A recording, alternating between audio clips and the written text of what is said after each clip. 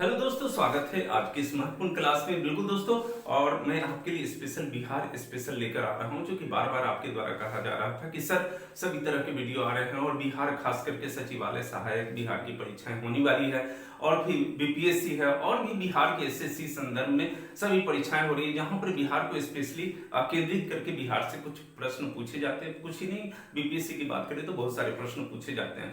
तो आपके आग्रह पर कहीं ना कहीं मैं इस वीडियो को बना रहा हूं, और चूंकि आप जैसा जानते हैं कि इसका एक सीमित दायरा है, बहुत कम यहाँ पे विद्यार्थी, क्योंकि बिहार से रिलेटेड जो विद्यार्थी हैं वही इस वीडियो को देखेंगे, अन्य को क्या जरूरत है। तो इसीलिए तो आपके कमेंट्स भी नहीं आते हैं, वहां पे लाइक भी कम आते हैं। तो मैं चाहूंगा कि कम से कम आप अपने कमेंट्स को दे, अच्छा लगता है वह भी बताएं, जो कमी नजर आती है उसको भी बताएं। तो उससे क्या होगा कि हमें बनाने का एक जो है सो जज्बा और बढ़ेगा, और मैं काफी प्रोत्साहित होऊंगा कि अगर वीडियो को आपके लिए बनाना है। वैसे मैं एसएससी सीजीएल हो या रेलवे हो या अन्य जो भी आपको है सो नियुक्तियां होने वाली, उन सभी के लिए वीडियो लेकर आ रहा हूं। ये कुछ वीडियो स्पेशल बिहार के लिए जो क्रम से चलेगा आपको, और तो फिर आप इसका लाभ ले सकते हैं। तो चलिए हम लोग है सो लास्ट वीडियो, एक चीज आप गौर कर रहे होंगे कि मैं मानचित्र का पूरा प्रयोग करता हूं। इसके पीछे एक यही उद्देश्य होता है कि मानचित्र की सहायता से यदि आप अध्ययन करते हैं तो लंबे समय तक आपके स्मरण में बातें रह जाती है। दोस्तों,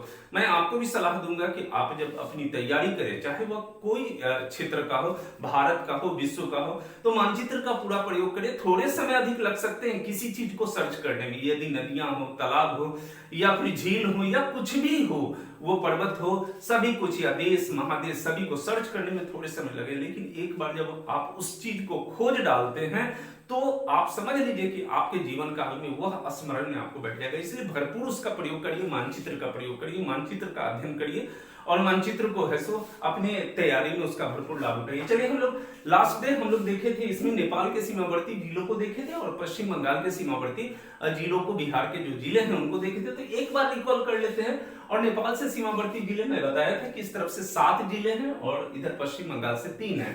तो यहाँ सबसे पहले पश्चिमी चंपारण, फिर पूर्वी चंपारण, फिर सीतामढ़ी, सीतामढ़ी के बाद आपको मधुबनी, मधुबनी के बाद सुपौल, अररिया और उसके बाद किशनगंज। ये 7 हो गए। यह भी बताने का प्रयास किया था कि इसमें सबसे बड़ा जो है सो बिहार के अगर क्षेत्रफल के दृष्टिकोण से हम जिले की बात करें तो वह है सो आपको है सो ये पश्चिमी चंपारण के जिले। और किशनगंज भी एक मायने में सबसे ज्यादा महत्वपूर्ण है कि यहाँ पर जो वर्षा होती है, सबसे अधिक बिहार में वर्षा किशनगंज में होती है। मधुबनी की भी एक मैंने चर्चा की थी कि मधुबनी पेंटिंग एक अपने आप में विश्व स्तर की बेहतरीन पेंटिंग है, जिसके लिए बार बार इसको है सो याद किया जाता है। परीक्षाओं में बहुत बार पूछे गए, उस पेंटिंग को दिखाकर पूछे गए हैं। तो चलिए, ये हो गए आपको नेपाल के सीमावर्ती जिले। और फिर अगर पश्चिमी बंगाल की बात करें, इसके लिए मैं लिंक नीचे दे दूंगा या फिर आप जाके सर्च कर सकते हैं। अभी तक मात्र 3 वीडियो आया है। और पश्चिम बंगाल से तो ये आपको किशनगंज एक हो गया, यहाँ पे पूर्वी भाग में, उत्तर पूर्व भाग में, दूसरा पूर्णिया और तीसरा है सो कटिहार। ये तो बिल्कुल दोस्तों ये जरूर से याद करते चले आइएगा। और आज आप बोर्ड पर देख रहे होंगे गंगा नदी के उत्तर के जिले और गंगा नदी के दक्षिण के जिले। अगले वीडियो में मैं आपको यहाँ उत्तर प्रदेश के सीमावर्ती जिले और फिर इधर आपको झारखंड के सीमावर्ती जिले को भी लेकर आऊंगा। लेकिन आज चूंकि परीक्षाओं में पूछे गए हैं आपको कि गंगा नदी के से कितने बिहार के जिले हैं, सो गंगा नदी गुजरती है कितने जिलों में, ये क्वेश्चन बीपीएससी में भी पूछा गया है और आपको एसएससी में भी पूछा गया है। तो फिर हम क्यों ना इन सारे जिलों को देख ले यहाँ पर और याद कर ले। तो सबसे पहले दोस्तों यहाँ पर गंगा नदी, ये जो डॉट डॉट मार्क आप देख रहे हैं, ये बिहार के बीचों बीच है सो गंगा नदी बहती हुई यहाँ पश्चिम बंगाल होती हुई बंगाल की खाड़ी में जाती है। और ये गंगा नदी आपको उत्तर प्रदेश से आती हुई बिहार में प्रवेश करती है। तो दोस्तों सबसे पहला यह टॉपिक है गंगा नदी के उत्तर के जिले, अर्थात ये गंगा नदी है तो इसके ऊपर भाग में उत्तर हुआ। तो यहाँ पर दिखा चुका हूं जिलों को, 1 2 3 4 5 6 जिले हैं सो उत्तर की ओर हैं, और 6 जिले आप नीचे की ओर देख रहे होंगे दक्षिण की तरफ है। गंगा नदी के दक्षिणी भाग में 6 हैं। इन जिलों का नाम क्या है, परीक्षाओं में पूछे जाते हैं, पूछे जाएंगे आपसे।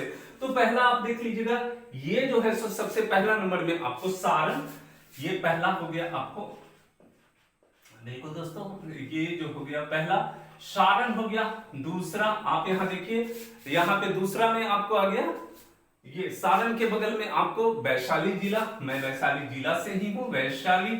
और तीसरा वैशाली के बाद आपको तीसरा में समस्तीपुर, समस्तीपुर, बिल्कुल दोस्तों इसको याद कर लेना है, समस्तीपुर।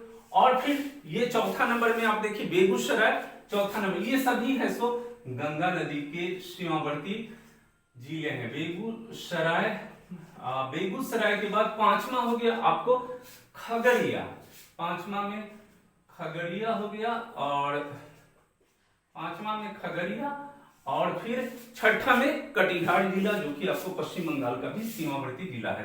तो छठा में हो गया कटिहार।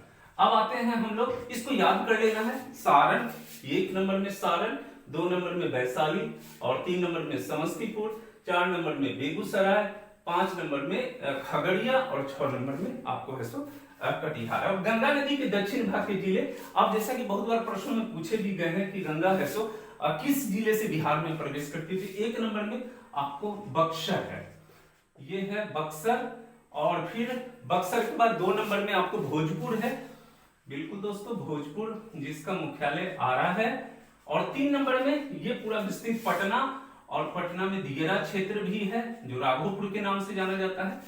तो तीन नंबर में पटना, चार नंबर में लखीसराय, चार नंबर में लखीसराय, लखीसराय, और लखीसराय के बाद पांच नंबर में मुंगेर, मुंगेर होगा पांच नंबर में मुंगेर, और छह नंबर में आपको भागलपुर, भागलपुर।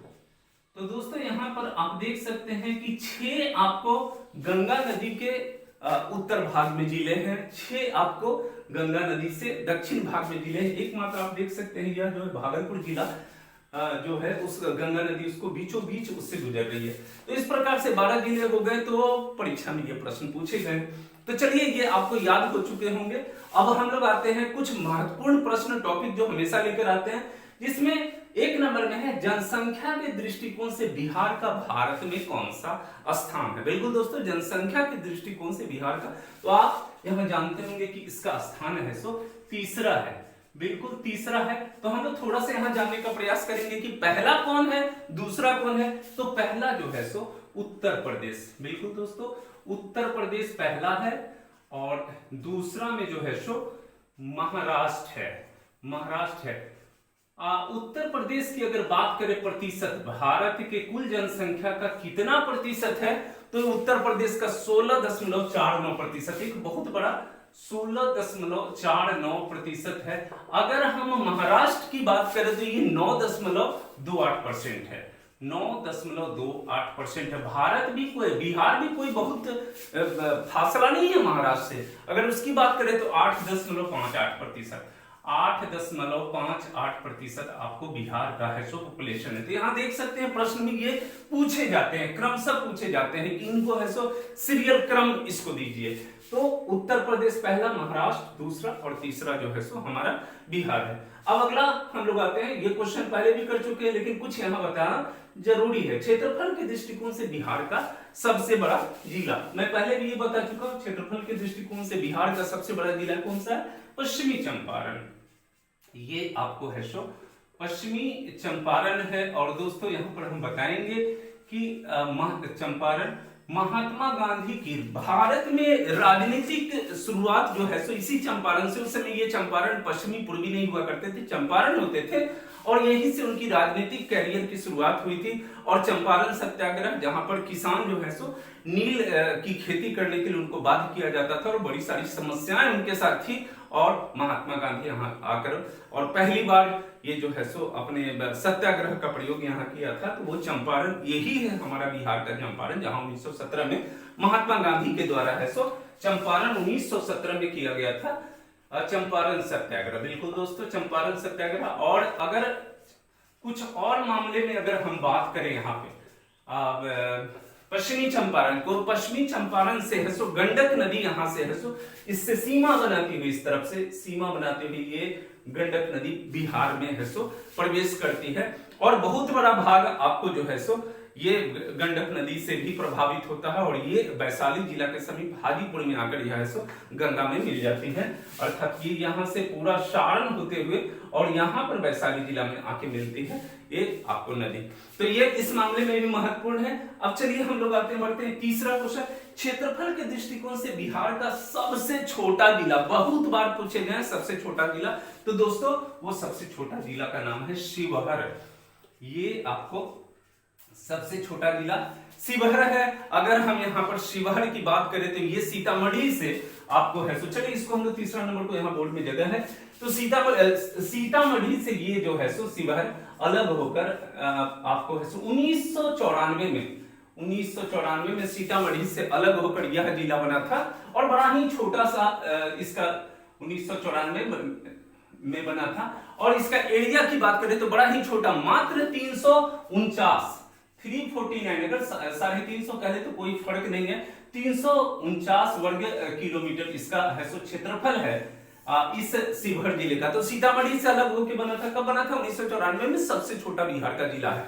और चलिए हम लोग क्वेश्चन नंबर 4 की ओर बढ़ते हैं। क्वेश्चन नंबर 4 है बिहार का 38वां जिला। बिल्कुल दोस्तों, ये जो है सो 37 जिले के बाद 38वां जिला जिसका 2001 में हुआ था निर्माण, और ये है सो अरवल वह जिला है, अरवल है। और इसको भी हम लोग यहाँ चेक थोड़ा कर लेते हैं अरवल को। तो अरवल जो है सो यह 2001 में जहानाबाद से अलग होकर बना था, 2001 में जहानाबाद से अलग होकर बना था। और कुछ मायने में महत्वपूर्ण है कि ये अरवल जिला जो है यहाँ सोन नदी इसी क्षेत्र से होकर बढ़ती है, तो सोन नदी का एक तरह से तट पर बसा हुआ यह अरवल जिला है। तो उस मायने में महत्वपूर्ण है कि सोन नदी तट बनाती हुई यह जो है सो गुजरती है अरवल जिले से। और चलिए लास्ट क्वेश्चन को भी देख ले। गंगा नदी बिहार के किस जिले में प्रवेश करती है? ये सभी जितने भी प्रश्न हैं, ये सभी प्रश्न पूछे गए हैं और बहुत ही महत्वपूर्ण है। तो गंगा नदी बिहार में किस जिले से प्रवेश करती है दोस्तों?